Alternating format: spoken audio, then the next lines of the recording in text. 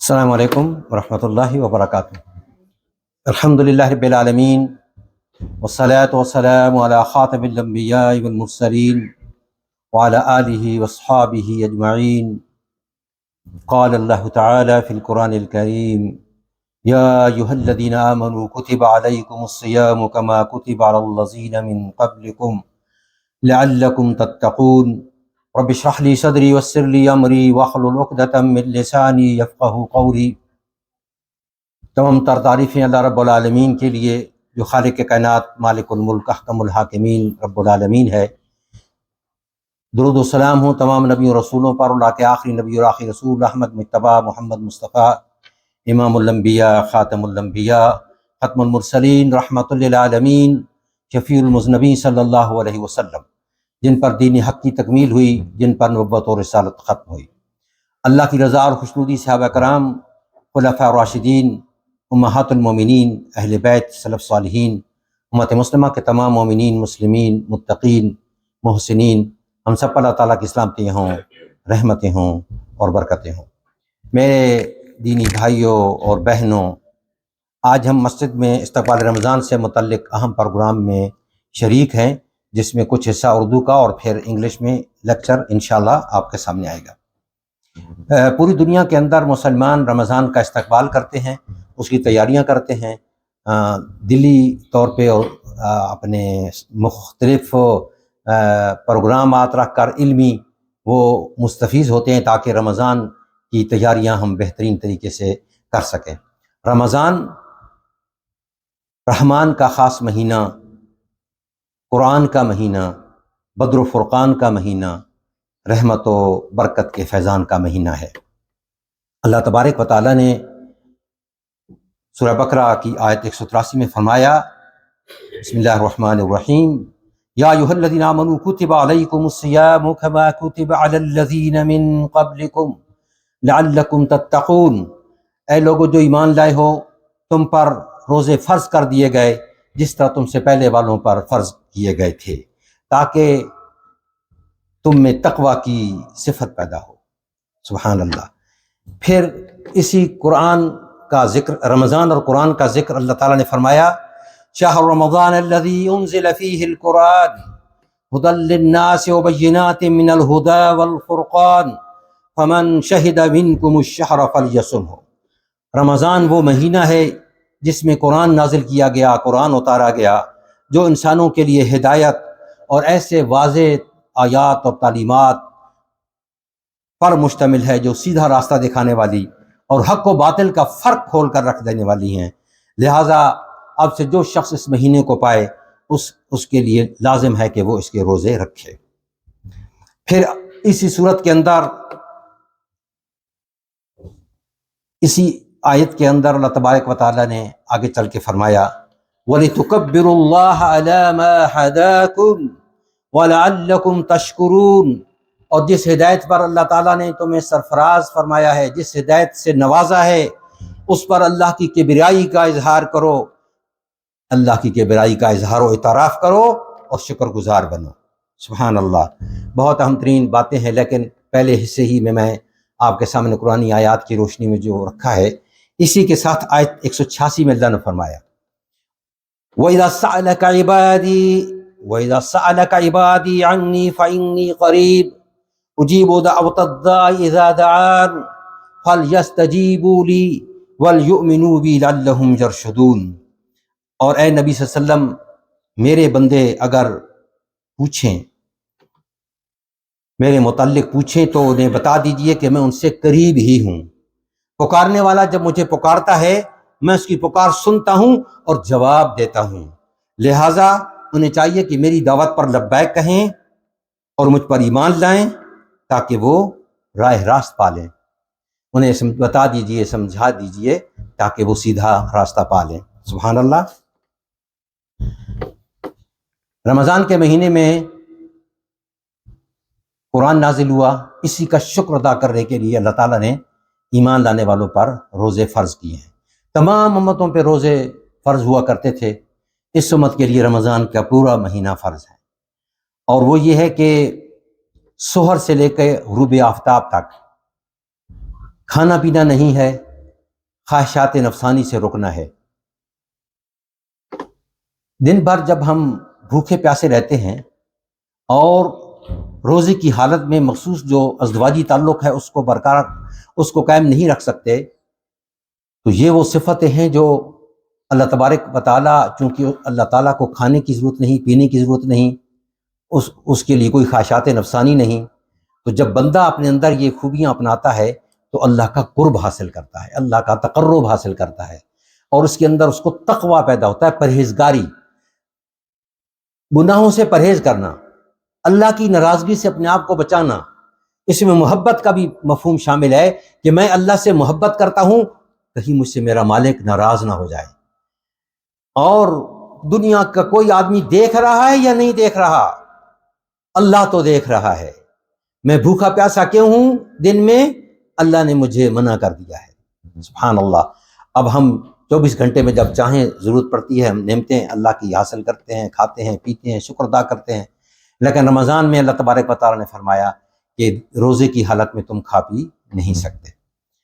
اس سے بہت کچھ ہمیں حاصل ہوتا ہے، تقویٰ، رب کی قربت، اس کی رضامندی، جنت کا حصول۔ اور حدیث میں آتا ہے کہ سحر کے وقت آواز آتی ہے کوئی مانگنے والا کہ میں اسے عطا کروں، اور ہے کوئی مغفرت کا طلبگار کہ میں اسے معاف کروں۔ سبحان اللہ۔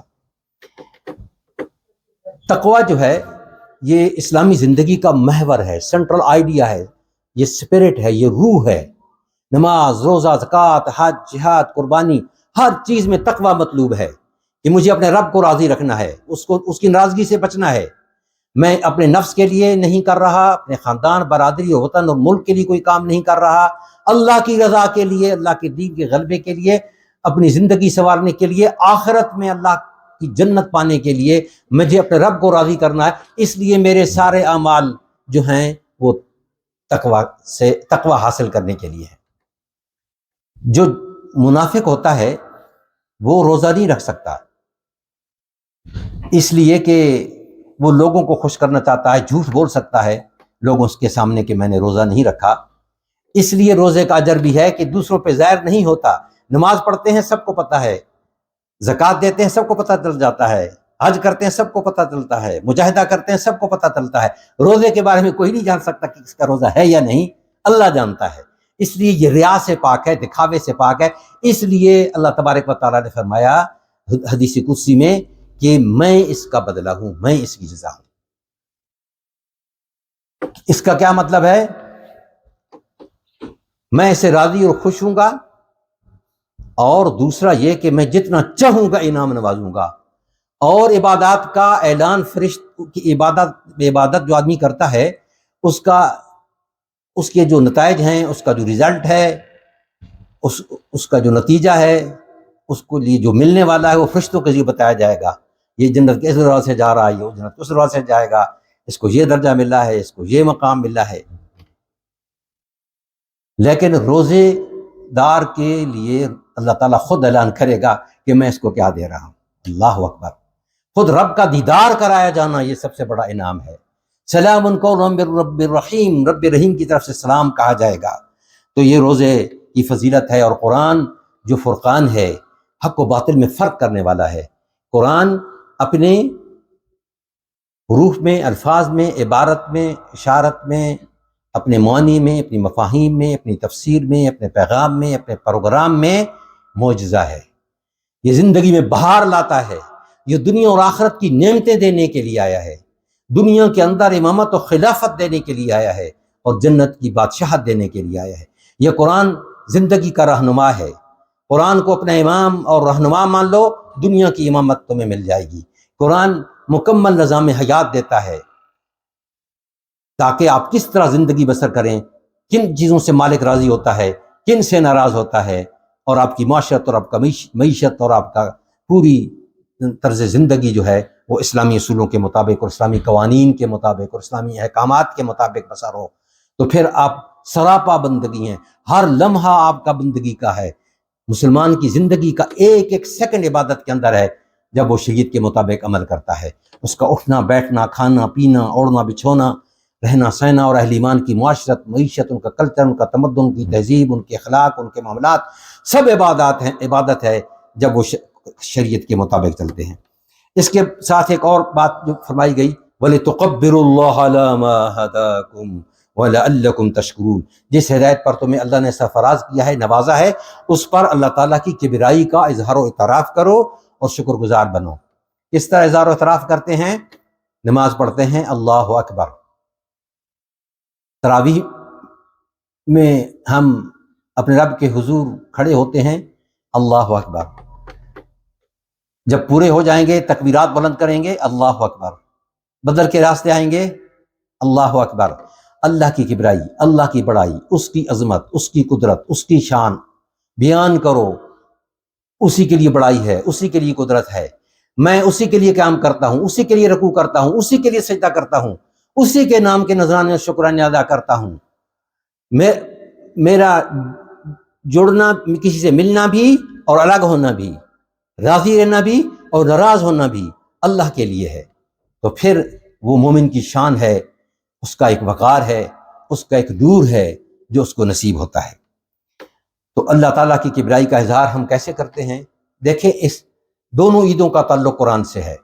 رمضان میں تو خود قرآن اترا ہے، نازل ہوا آخری عشرے کی طاق رات کو، اور دوسرا حج کے موقع پہ نبی کریم صلی اللہ علیہ وسلم پہ دین کی تکمیل ہو گئی، تو اس بھی ہم شکر ادا کرتے ہیں، قربانیاں بھی دیتے ہیں اور نماز بھی ادا کرتے ہیں، اللہ کی کبریائی کا اظہار کرتے ہیں۔ وہ ہماری عید کا دن ہوتا ہے کہ ایک تو ہم حضرت ابراہیم کی قربانی کو یاد کرتے ہیں، دوسرا جو ہم پر دین کی تکمیل ہوئی ہے، ہم اپنے رب کا شکر ادا کرتے ہیں۔ ایک اور خاص بات جو اس رکوع کے اندر بتائی گئی کہ میرے بندے میرے متعلق پوچھیں تو انہیں بتائیے کہ میں تو قریب ہی ہوں اور ان کی دعا سنتا ہوں اور جواب دیتا ہوں۔ سبحان اللہ۔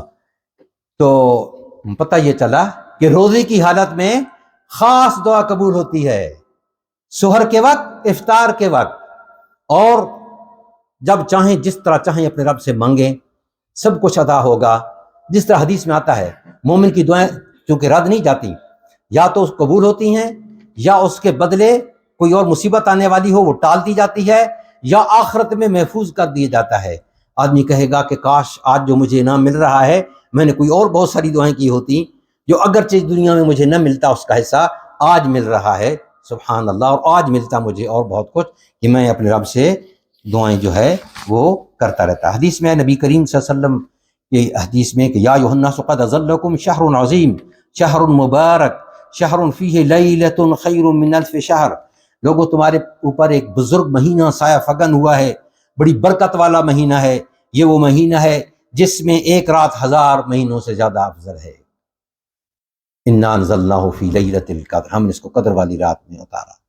وما ادراک ما لیلۃ القدر، تم کیا جانو لیلۃ القدر کیا ہے؟ لیلۃ القدر خیر من الف شہر، 1000 مہینوں سے قدر والی رات بہتر ہے۔ تنزل الملائکۃ والروح فیہا باذن ربہم من کل امر، اس میں فرشتے اور جبریل امین اترتے ہیں اپنے رب کی اجازت سے۔ سلام ہی حتی مطلع الفجر، سلامتی ہے یہ رات طلوع فجر تک۔ تو اس کی تلاش میں بھی ہم رمضان کے آخری عشرے میں رہتے ہیں، خصوصاً طاق راتوں کے اندر۔ پھر حدیث میں آتا ہے وہ شہر الصبر والصبر ثوابہ الجنہ وشہر المواسات، رمضان صبر کا مہینہ ہے اور صبر کا بدلہ جنت ہے، اور یہ ایک دوسرے کے ساتھ ہمدردی کا مہینہ ہے۔ اللہ کی خاطر ہم صبر کرتے ہیں، بھوک لگی ہے نہیں کھائیں گے، پیاس لگی ہے نہیں پینے گے، اور سچ آپ سب کو پتہ ہے جو روزہ رکھتا ہے نا اس کو اللہ تعالیٰ قوت دے دیتا ہے، ایک سرور ملتا ہے۔ اس لیے حدیث میں آتا ہے کہ روزہ دار کے لیے 2 خوشیاں ہیں، ایک افطار کے وقت، دوسری رب سے ملاقات کے وقت۔ جب دن بھر بھوکا پیاسا رہتا ہے، افطار کرتا ہے، اس کو مسرت میں ہوتی ہے، اور اگلا حصہ وہ ہوگا جب اللہ تعالیٰ سے ملاقات ہوگی اور وہ اس کا انعام دے گا۔ حدیث قدسی قال اللہ تعالیٰ، اللہ تعالیٰ نے فرمایا الا الصوم فانہ لی وانا اجزی بہ، اللہ تعالیٰ فرماتا ہے کہ روزہ میرے لیے ہے اور میں ہی اس کی جزا ہوں۔ روزے کو خاص نسبت دے دی ہے، جس کے میں نے پہلے بھی شرح کی بتایا کہ ہم کھاتے پیتے نہیں، اللہ کو بھی کھانے پینے کی ضرورت نہیں ہے، ہم خواہشات نفسانی کو کنٹرول کرتے ہیں، اللہ تعالیٰ کو ان چیزوں کی ضرورت ہی نہیں ہے۔ تو یہ صفات ہم روزے کے اندر پیدا کرتے ہیں تو اللہ کا اور قربت اس کی پاتے ہیں، سبحان اللہ۔ اور پھر فرمایا کہ میں اس دو حدیث کے جو الفاظ ہیں اس کے دو مفہوم ہیں، ایک تو یہ ہے کہ میں خود جزا دوں گا، دوسرا یہ ہے کہ میں خود ہی اس کی جزا ہوں، سبحان اللہ۔ ایک تو اللہ تعالیٰ خود انعام فرمائے گا کہ یہ تمہارے لیے انعامات ہیں، دوسرا یہ کہ خود اللہ کا دیدار سب سے بڑھ کر انعام۔ اور جس طرح پہلے حدیث آپ نے سنی، اس میں فرمایا کہ للصائم فرحتان، فرحۃ عند فطرہ وفرحۃ عند لقاء ربہ، روزہ دار کے لیے دو خوشیاں ہیں، ایک افطار کے وقت اور دوسری رب سے ملاقات کے وقت۔ یہ بخاری اور مسلم کی حدیث ہے۔ ایک اور حدیث میں فرمایا الصیام جنہ، روزہ جو ہے وہ ڈھال ہے۔ ڈھال کیا کرتی ہے؟ جب آپ پر کوئی حملہ آور ہو نا تو ڈھال سے اپنے آپ کو بچاتے ہیں۔ تو روزہ دار برائیوں سے بچتا ہے، اپنے آپ کو بچاتا ہے، میں روزے سے ہوں۔ اسے حدیث میں آتا ہے کوئی جھگڑا کرے بھی نا، اس کو کہیں بھائی میں تو روزے سے ہوں، میں تمہاری ان باتوں کا جواب نہیں دے سکتا۔ تو روزہ جو ہے وہ بہترین تربیت کا ذریعہ ہے، اللہ تعالیٰ کی قربت کا ذریعہ ہے، اور خوش نصیب ہیں وہ لوگ جن کو اللہ تعالیٰ سعادت بخشتا ہے۔ ہاں، بیماروں کے لیے رخصت ہے، وہ اگر ایسے بیمار ہیں کہ بعد میں ان کے ٹھیک ہونے کا چانس ہے کہ اگلے رمضان سے پہلے وہ ٹھیک ہو سکتے ہیں، تو اس کی جگہ وہ روزے دوسرے دنوں میں رکھ لیں گے۔ اور جن کو پتہ ہو کہ ان کی بیماری ایسی ہے یا بہت بڑھاپا ایسا ہے جس کی وجہ سے روزہ نہیں رکھ سکتے، تو ہر روزے کے بدلے جو وہ فدیہ دیں گے، جتنا صدقہ فطر دیا جاتا ہے اس ہر روزے کے بدلے وہ دیں گے۔ اچھا، آخر میں یہ بتاؤں کہ رمضان میں کرنے والے کام کیا ہیں، جو آپ جانتے بھی ہیں، لیکن تذکیر کے لیے، یاد دہانی کے لیے، دہرانے کے لیے، مزید اجر پانے کے لیے ہم کیا کچھ کر سکتے ہیں۔ ایک تو یہ ہے کہ سحری کے وقت جا کے نبی کریم صلی اللہ علیہ وسلم کی حدیث ہے میری امت کے لیے صبح کے کاموں میں برکت رکھی گئی ہے۔ پھر سحر کا وقت ایسا ہوتا ہے کہ اللہ تعالیٰ کی قربت پانے کا بہترین ذریعہ ہے، سبحان اللہ۔ دعاؤں کا، تہجد کا، اللہ کی قربت کا ایک خاص منظر ہے اپنے سحری کے وقت۔ پھر افطار کے وقت بھی، سحری میں بھی کھجور کھانا سنت ہے، افطار میں بھی کھجور ہی کھانا سنت ہے۔ عام طور پہ لوگ سوچتے ہیں کہ شاید افطار کے وقت سنت ہے کھجور کھانا، سحری کے وقت بھی کھجور کھانا سنت ہے، اور اس میں برکت رکھی گئی ہے۔ ایک بات خاص ہمیں خیال رکھنا چاہیے کہ عام طور پہ لوگ سوچتے ہیں کہ چونکہ دن بھر بھوکا رہنا پڑے گا، خوب پیٹ بھر کے کھائیں، تو وہ ان کے لیے مسئلہ بن جاتا ہے۔ ویسے بھی پیٹ بھر کے کھانا شریعت نے جو روکا ہے کہ اپنے آپ کو جو ہے وہ اتنا حدیث میں ہے کہ آپ جب بھوک پوری ہونے کو تو اس سے پہلے اپنے آپ کو جو ہے کھانے پینے سے بچا لیں تاکہ آپ کے لیے آسانی ہو۔ تو ایسی چیزیں کھائیں جس میں آپ کے لیے کوئی مسئلہ نہ بنے، اور ویسے تلی ہوئی چیزیں اور وہ اپنے جس میں آئل زیادہ ہو ان سے بچیں۔ اچھا، نماز با جماعت کا خصوصی اہتمام کریں۔ عام طور پہ تو یہ ہوتا ہے آدمی کام پر ہے، مسجد سے دور جگہ ہے، وہ گھر میں پڑھ رہا ہے یا غریب والی مسجد میں چلا گیا ہے، لیکن جہاں آپ قرآن مجید سنتے ہیں کوشش کیجئے کہ وہاں نمازوں کے اندر پہنچیں۔ اس کے ساتھ ہی تراویح میں قرآن مجید سنیں۔ تہجد کی ادائیگی کا ایک لحاظ سے تراویح بھی تہجد ہی کی قسم ہے، تہجد ہی ہے، اس لیے نبی کریم صلی اللہ علیہ وسلم نے 8 پڑھی ہیں، اور چونکہ آپ تہجد اس کے علاوہ بھی پڑھتے تھے تو صحابہ کرام نے جو ہے مختلف روایت ہیں، کئی رکعتوں کے، زیادہ تر کا یہ ہے کہ وہ 20 پڑھتے تھے۔ تو دونوں لوگوں کو جھگڑا نہیں کرنا، جو 8 پڑھیں وہ بھی ٹھیک اور جو 20 پڑھیں وہ بھی ٹھیک۔ قرآن مجید کی سماعت آپ سنتے ہیں، پھر تلاوت کریں، کوشش کریں کہ آپ ایک اور گھر میں قرآن مجید مکمل کریں۔ لیکن خوش نصیب ہیں وہ لوگ جو اس کے بعد بھی ایک پارہ پڑھتے رہیں۔ صبح کے وقت پڑھنا اس کا اور اجر ہے، باقی اپنا ہر نماز کے بعد اگر ایک پاؤ پڑھتے رہیں اور کوشش کریں، یا پھر یہ ہے کہ اگر آدمی کو بہت ہی زیادہ مصروف ہے تو 1 صفحہ 2 صفحے ہر روز کوشش کریں کہ ہم اس کو جاری رکھیں گے۔ اچھے ترجمے پڑھیں، پھر ترجمے کے ساتھ مختصر شارٹ اپنے نوٹ ہوتے ہیں، فٹ نوٹ، مختصر تشریح وہ پڑھیں۔ جن کو تفسیر کا موقع مل رہا ہے وہ اچھی تفاسیر پڑھیں تو بہت کچھ وہ حاصل کر پائیں گے۔